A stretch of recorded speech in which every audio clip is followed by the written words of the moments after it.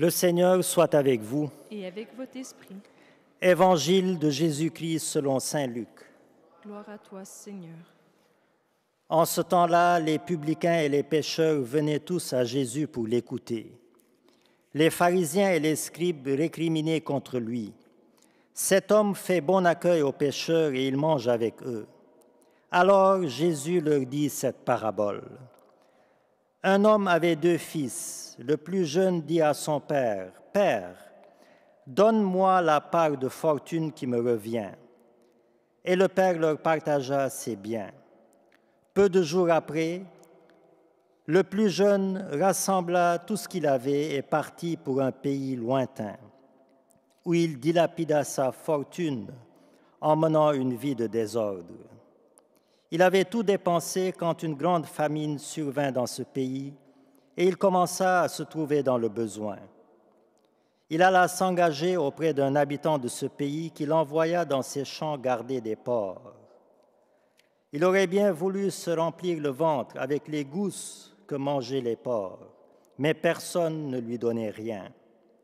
Alors, il rentra en lui-même et se dit, « Combien d'ouvriers de mon père ont du pain en abondance, et moi ici je meurs de faim.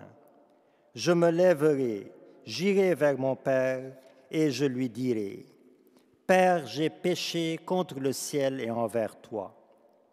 Je ne suis plus digne d'être appelé ton fils. Traite-moi comme l'un de tes ouvriers. » Il se leva et s'en alla vers son père. Comme il était encore loin, son père l'aperçut et fut saisi de compassion. Il courut se jeter à son cou et le couvrit de baisers. Le fils lui dit, « Père, j'ai péché contre le ciel et envers toi. Je ne suis plus digne d'être appelé ton fils. » Mais le père dit à ses serviteurs, « Vite, apportez le plus beau vêtement pour l'habiller. Mettez-lui une bague au doigt et des sandales aux pieds. Allez chercher le veau gras et tuez-le. Mangeons et festoyons, car mon fils que voilà était mort et il est revenu à la vie. Il était perdu et il est retrouvé. » Et ils commencèrent à festoyer.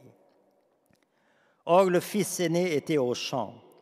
Quand il revint et fut près de la maison, il entendit la musique et les danses. Appelant un des serviteurs, il s'informa de ce qui se passait.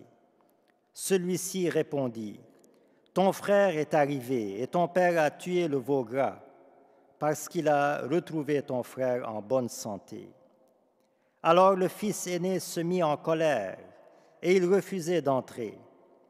Son père sortit le supplier. Mais il répliqua à son père, « Il y a tant d'années que je suis à ton service, sans avoir jamais transgressé tes ordres, et jamais tu ne m'as donné un chevreau pour festoyer avec mes amis.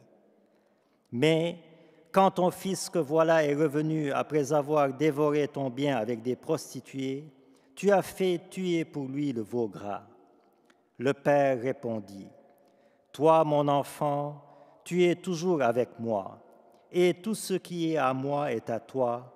Il fallait festoyer et se réjouir, car ton frère que voilà était mort, et il est revenu à la vie. Il était perdu, et il est retrouvé. » Acclamons la parole de Dieu.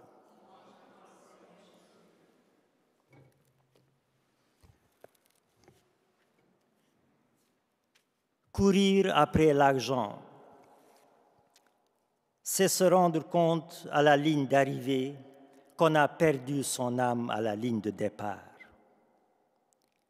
Dans l'évangile d'aujourd'hui, le fils cadet demande à son père l'héritage, l'argent qui lui revenait, et il partit pour un pays lointain où il dilapida toute sa fortune dans une vie de débauche, dans une vie de désordre. Il pensait qu'en s'éloignant de son père, il trouverait la liberté et le bonheur. Mais il s'est vite rendu compte du contraire, quand il a fallu qu'il mange des gousses destinées aux porcs pour survivre, pour éviter la mort physique, alors qu'il était déjà mort intérieurement. Partir pour un pays lointain, s'éloigner de Dieu pour trouver la liberté et le bonheur, c'est une échappatoire très en vogue dans le monde actuel.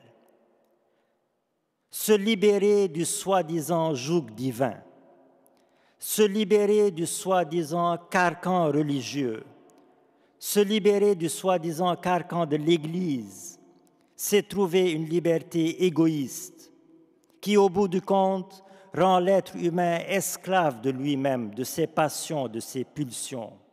Une liberté au goût amer, une liberté au goût désagréable, au goût de gousse pour porc, qui finit par dégoûter l'être humain de lui-même et de son mode de vie. Plutôt que de partir pour un pays lointain, plutôt que de s'éloigner pour trouver la liberté et le bonheur, approchons-nous plutôt de celui qui est lui-même la vraie liberté et le vrai bonheur, Jésus-Christ notre Seigneur. Et le temps du carême est un temps propice, un temps favorable pour redécouvrir la vraie liberté, c'est-à-dire la liberté qui me libère de moi-même, de mes passions désordonnées, de mes pulsions désordonnées, de mes désirs et de mes amours désordonnés. Le temps du carême est un temps favorable pour redécouvrir le vrai bonheur en se reconnectant à la source du bonheur lui-même, c'est-à-dire Dieu, qui n'est jamais loin, qui n'est jamais dans un pays lointain, mais qui est au fond de moi-même, au fond de mon cœur, qui est fragmenté par tant de désirs et de plaisirs éphémères qui me font miroiter un bonheur mensonger. Alors, frères et sœurs, le retour de cet enfant, de ce fils prodigue vers son père, est le signe d'une prise de conscience salutaire que nous sommes appelés à méditer. Retourner à Dieu, c'est retourner à la vraie liberté et au vrai bonheur. Et c'est cela la conversion. Faire demi-tour, revenir sur ses pas, rebrousser chemin, tourner le dos au faux bonheur et m'ouvrir au vrai bonheur. Alors, prions dans cette Eucharistie que tous ceux qui sont partis pour un pays lointain, tous ceux qui se sont éloignés de Dieu, reviennent vite se jeter dans les bras du Père miséricordieux et que tous ceux qui se sont encore sentis proches de Dieu, qu'ils soient vigilants en demeurant dans son amour. Amen.